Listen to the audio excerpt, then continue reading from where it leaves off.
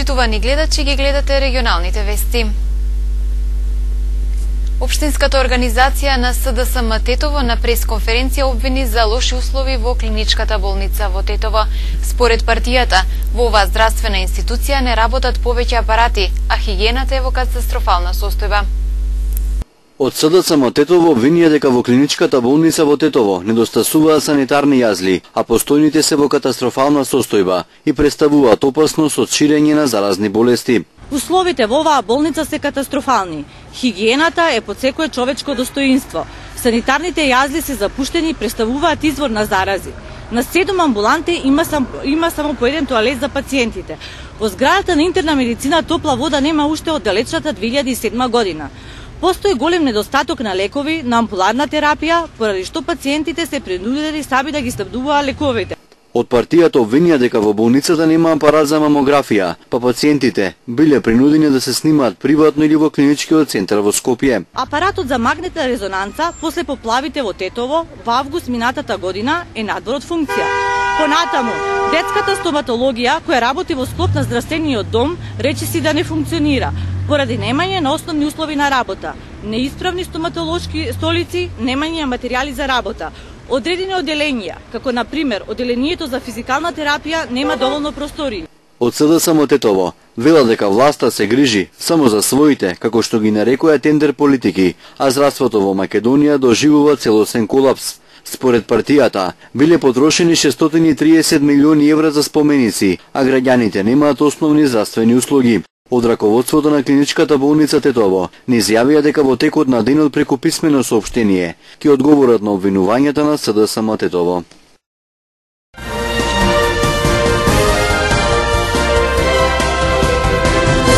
Од клиничката болница Тетово пристигна писмена реакција по држаниот прес на СДСМ Тетово. Во него стои дека благодарение на политиките на владата на Македонија и Министерството за здравство, во последните неколку години направени се значајни чекори за подобрување на квалитетот на здравствената заштита и здравствените услуги во клиничката болница Тетово. На најтранспарентен начин, согласно Законот за јавни набавки, набавена е следната медицинска опрема: најмодерен компјутерски томограф, најсовремен апарат за магнетна резонанса, дигитален рентген апарат, ангиограф за изведување на сложени медицински процедури, ехокардиографски 3D апарат, гинеколошки 4D ехо апарат за несовремено следење на развојот на бременоста, несовремена апаратура за оперирање на факометода, дензиометар за рана диагностика на остеопороза, мамограф, гастроскоп, колоноскоп, несовремен инкубатор ЕКГ апарат и така натака, стои во писменото соопштение на клиничката болница Тетово. Од објективни причини, поради штетите предизвикани од поплавата, вон функција се мамографот и апаратот за магнетна резонанса, но во текст се поправки и во најкраток можен рок истите нормално ќе функционираат, стои во соопштението на клиничката болница Тетово. Соопштение до медиумите испрати Општинскиот комитет на ВМРО Народна партија од Тетово. Зимскиот распуст одамна заврши, а учениците од македонските паралелки од Тетовската гимназија Кирил Пејчиновиќ се уште следат настава во дисперзирани простории, односно во просториите на основното училиште Гоце Делчев и работничкиот универзитет. Општинскиот комитет на ВМРО Народна партија од Тетово е длабоко разочарано од тоталната незаинтересираност на Министерството за образование, но и на секторот за образование при општина Тетово, кој освен празни ветувања и неколку фотографии во медиумите, за ништо друго не преземаат мерки. По низа реакција од родителите на учениците и од страна на Општинскиот комитет на ВМРО Народна партија Тетово, ниту еднаш не се пристапи кон изнаоѓање на решение на овој голем проблем, се вели во соопштението на Општинскиот комитет на ВМРО Народна партија Тетово. Општинскиот комитет на ВМРО Народна партија од Тетово упатува апел првенствено до општинските власти, односно секторот за образование, а потоа и до Министерството за образование, во што е можен побрз рок да се изнајде решение за овој проблем, кој ги мачи учениците и нивните родители, и веќе од пролетва учениците да учат во нормални простории. А ВМРО ДПМН е да ги искористи своите позиции барем еднаш за нешто од што полза ќе имаат граѓаните на општина Тетово, се вели во соопштението. 25 годишник го малтретирал својот дедо откако од него не добил пари. Ова е најновиот случај на семено насилство на поширокото гостиварско подрачје. Од почетокот на годината ги имало вкупно 7. Внук го малтретирал својот дедо и не му дал пари. Заради насилството бил приведен во гостиварската полициска станица.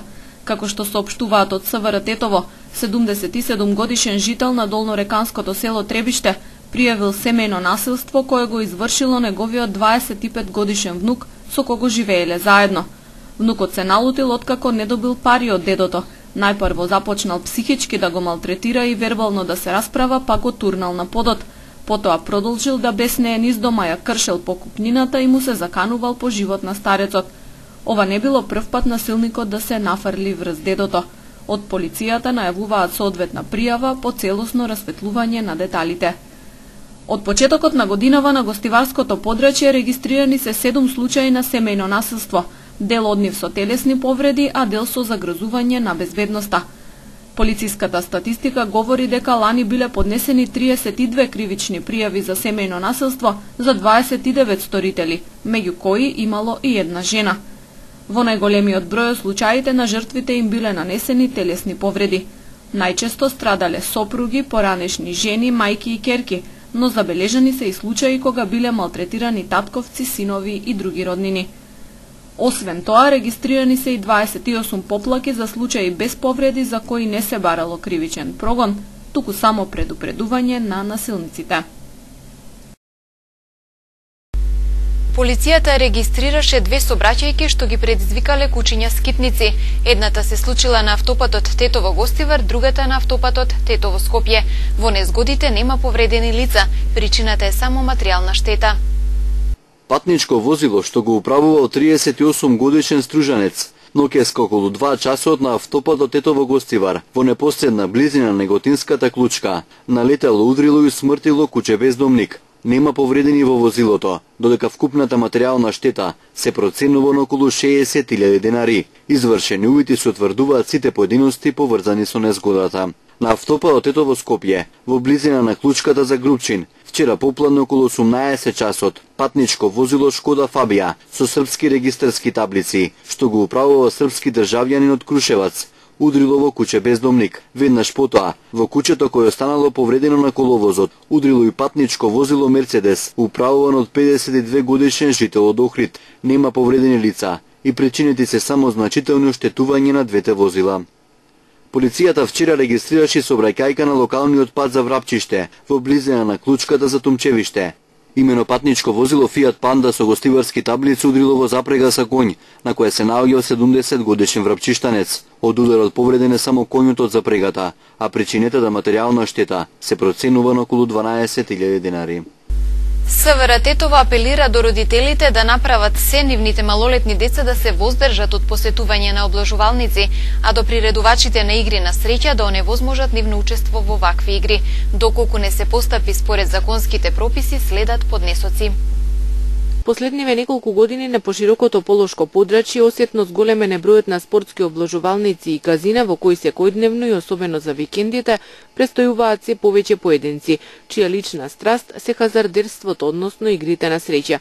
Меѓу нив и пред се во спортските облажувалници неретко можат да се забележат и малолетници, иако тие не можат и не смеат да учествуваат во игрите на среќа, согласно членот 20 од Законот за игри на среќа и за забавните игри.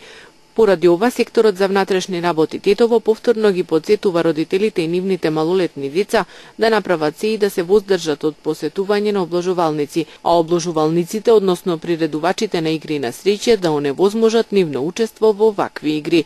Истото се однесува и на казината, томболите од затворен тип и автомат клубовите. Доколку не постапат според законски предвиденото, ќе се соочат со соодветни поднесоци. Поднесоци и глоби ќе следат и за оние кои приредуваат игри без лиценци, односно дозволи од надлежен орган, член 156 од Законот за кој станува збор. Според овој член, за сторителите на вакво кривично дело физички лица, предвидена е затворска казна од најмалку 3 години и парична глоба од 600.000 до 1.200.000 денари. Секторот за внатрешни работи Тетово, а во координација со училиштата, урбаните и местни заедници, ќе реализира конкретни превентивно-едукативни и други активности за спречување на учеството на малолетниците во игрите на среќа, со цел докрај да се минимизираат можностите тоа да им стане нивен порок. Во Тетово денес се одржа работилница на која беа споделени резултатите и искуствата од проектот за промоција на енергетската ефикасност во Македонија, организирана од Консалтинг за стратешки развој во соработка со Светската банка и Агенцијата за енергетика на Република Македонија. Примената на мерки за енергетска ефикасност може да придонесе за значителни заштеди на финансиски средства и намалување на потрошувачката на енергија. Овој проект е проект на Светска банка за зголемување на капацитетот на општините во однос на енергетската ефикасност. Како што знаете, по основ на член 132 од Законот за енергетика, значи општините се должни да изготвуваат 3-годишни програми, секоја година акциони планови и во наредната година да дадат извештај за сработената во претходната година. Овој проект за себе имаше за цел да ги зголеми капацитетите на општините во однос на изработка на оваа документација. Направивме промена во структурата на работењето на општините, направивме алатки кои што ќе има возможност, значи, нивно собирање на податоци, детална анализа на податоците и оваа документација да биде изработена.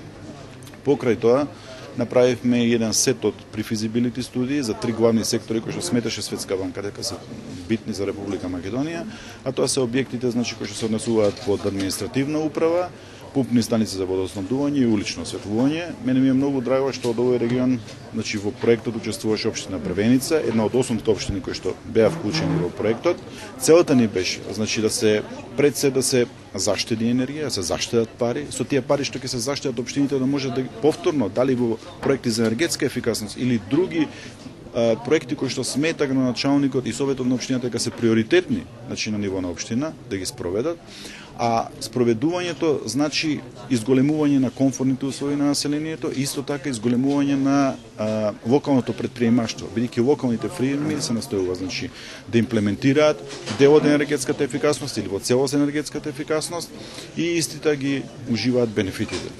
Значи, општините многу добиваат со тоа и веруваме дека сите општини во Република Македонија, а тоа е 80 плюс град Скопје, значи 81 општина, активно ќе користат оваа документација која што ќе биде ставена на агенцијата, на веб страната на Агенцијата за енергетика.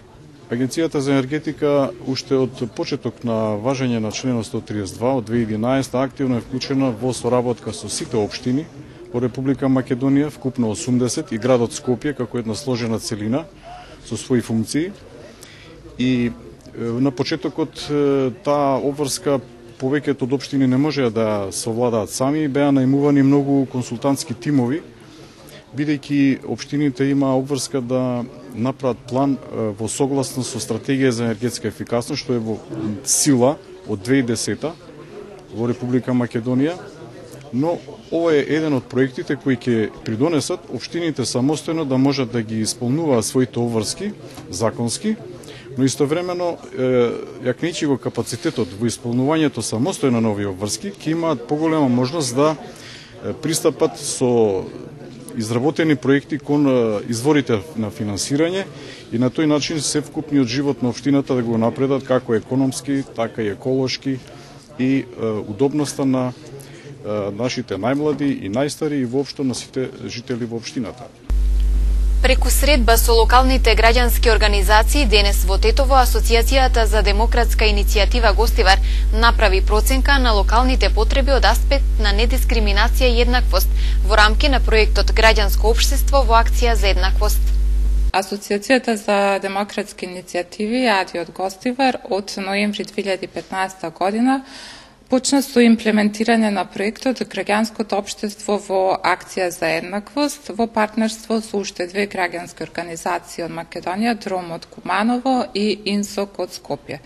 Проектот се спроведува во рамки на ИПА програмата за транзицијска помош и градење на институциите од 2011, односно грантова шема за финансиска одржливост на граѓанското општество.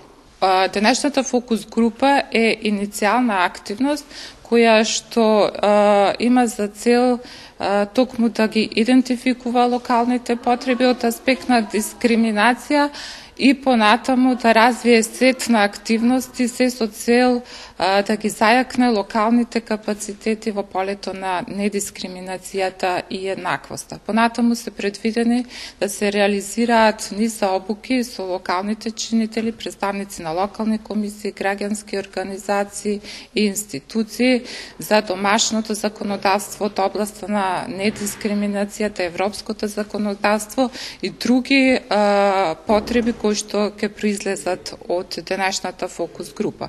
Понатаму е предвидено да се формираат локални мрежи за еднаквост, составени токму од граѓанските организации и институциите на локално ниво, кои што ќе работат на мониторинг на локалните политики и практики од сферата на недискриминацијата и еднаквоста и на крај ќе се ревидираат локалните политики што ги пременуваат локалните самоуправи токму во сферата на недискриминацијата. Традиционалната детска манифестација Снежен град почнува од денес на Попова шапка. Вредните рачиња на ученици од повеќе градови од земјава до недела ќе го изградат Снежниот град, пошто и официјално ќе биде отворен за посетителите. Од денес па до 21 февруари на Попова шапка во организација на Детскиот културен центар Карпош ќе се одржи традиционалната детска манифестација Снежен град. Вредните рачиња на ученици од повеќе градови од земјава до недела ќе го изградат Снежниот град, пошто и официјално ќе биде отворен за посетителите. Традиционалната манифестација Снежен град, што организира Детскиот културен центар Карпош, скоро повеќе од 40 години, е значајна манифестација што ги обединува сите деца од Република Македонија и сме единствениот од ваков тип за рекреација на снег, каде што покрај дружењето доаѓаат и до уметничките креации на децата на најразлични снежни фигури. Од градови, од замоци, така, мислам сега да не ги набројувам, што низ годиниве најразлични снежни фигури се направени. Оваа година имаме деца од Прилеп, имаме од Виница, од Куманово, од Скопје и така што значи повеќе градови. Оваа манифестација порано била и меѓународна, но сега е сведена во рамките на Република Македонија, а веќе втора година како доаѓаме на Попова шапка, на падините на Попова шапка, каде што сметаме дека ги исполнува сите стандарди и услови за една ваква манифестација. Од денеска веќе се маркираат терените, сместувањето и одредувањето на просторот каде точно ќе се изгради Снежниот град и се прават планови и скици за кои какви фигури, која екипа како ќе гради.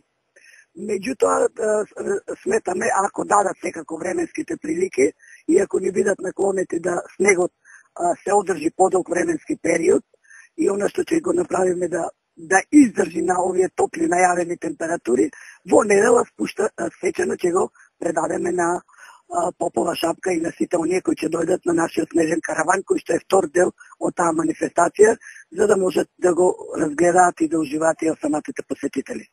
Во недела во 12 часот градителите на Снежниот град на символичен начин ќе го предадат клучот на градот што ќе представува свечено отворање за сите посетители на Попова шапка. Манифестацијата Снежен град постои речиси половина век. До 2014 година се организираше во детското одморалиште Бунец во Маврово, а од лани се организира на скијачкиот центар Попова шапка.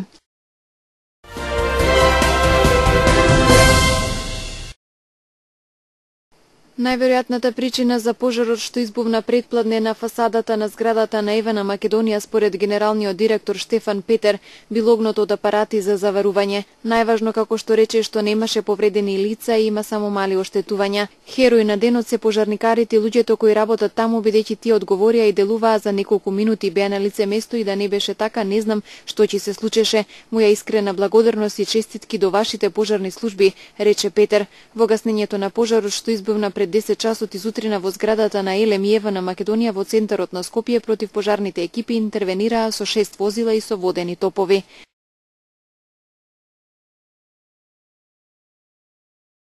Основниот суд Скопје 1 не донесе мерка притвор за осомничените кои вчера по барање на специјалната обвинителка Катица Јанева се појавија на распит. Пред судија на предходна постапка од одделот за организиран криминал и корупција при Основниот суд Скопје 1 Скопје на сослушување се појавија лицата ГЈ, КБ, КТ и НВ.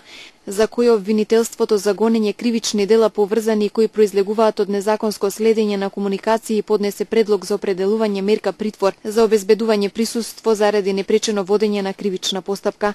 По сослушувањето на лицата во присуство на нивните полномошници, судијата на претходна постапка во законски предвидениот рок од 6 часа по завршувањето на сослушувањето донесе одлука со која го одби предлогот на обвинителството.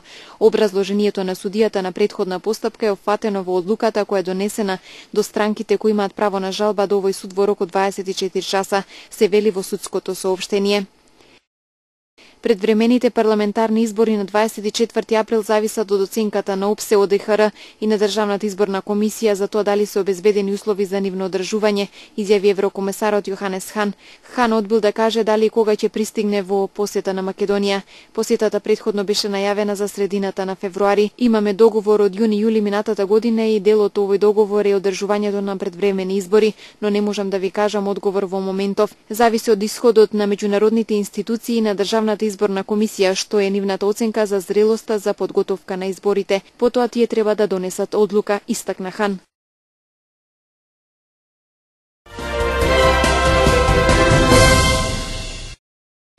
Сирискиот председател Башар ал-Асад изјави дека е тешко да се спроведе меѓународното поддржано примирие во Сирија. Тоа беше договорено светските сили во минатата недела во Минхен и предвидува прекин на непријателствата во текот на оваа недела. Според Асад, никој не е способен да обезбеди услови за спроведување на примирието. Тој додаде дека секоја политичка транзиција во земјата мора да биде според постојниот устав на Сирија. Според Обединетите нации, во вчерашните воздушни напади врз неколку болници на северот од Сирија загинале најмалку 50 луѓе. Подурнатините од зградата што денеска настрада во експлозија на газ во рускиот град Јарославил. Спасувачите пронајдоа тела на уште 2 жртви. Со нив бројот на загинати достигна 7 лица, меѓу кои 2 деца. Според заменик министерот за вонредни ситуации Леонид Балаев, 9 лица се повредени и пренесени во јарославските болници, а некои подитно ќе бидат оперирани. Експлозијата зафатила вкупно 15 стана од стамбениот блок. Федералната истрага информира дека отворила кривично правен предмет и дека проверува дали биле почитувани безбедносни норми при изградбата на стамбениот блок. Британскиот премиер Дейвид Камерон и францускиот председател Франсуа Оланд сметаат дека предлозите на Европскиот совет кои имаат цел да се избегне излегувањето на Велика Британија од Европската унија представуваат солидна база за преговори, изјави портпаролот на Камерон во Лондон по ненадајната посета на британскиот премиер во Париз на разговори со Оланд. Тој нагласи дека двајцата лидери се согласуваат дека добро се напредува по прашањето за преговарање за членството на Велика Британија во Европската унија и од спогодбата представена од Европскиот совет е солидна база за постигнување на спогодба на самитот оваа недела. Екс-председателот Џорџ Буш конечно ќе се врати на политичката сцена во САД, но овој пат како поддршка на неговиот помлад брат Џеб Буш, кој се мачи со кампањата и бележи очајни резултати на анкетите далеку зад контраверзниот милиардер Доналд Трамп и ултраконзервативниот Тед Круз од Тексас. Џорџ Буш за прв пат му изрази силна поддршка на Џеб, уверувајќи ги гласачите дека има знаење и способност како да ја врати американската економија на врвот и да ја одржи земјата безбедна. Политичкиот клан Буш полека ја губи моќта кај гласачите, но богатите компании понатаму истураа стотици милиони долари во кампањата на анемичниот Џеб, кој не е способен да ги наелектризира гласачите како Трамп, ниту пак е доволно лукав и вешт оратор како Круз да ги потенцира слабостите на Обама и демократскиот естаблишмент.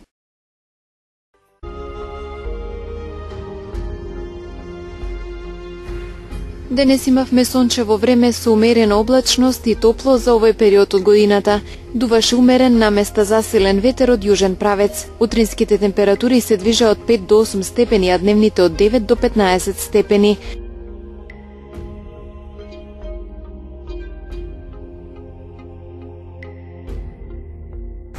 Времето утре ќе биде сончево и топло со умерена облачност. Утринските температури ќе се движат од 8 до 11 степени, а дневните од 13 до 17 степени.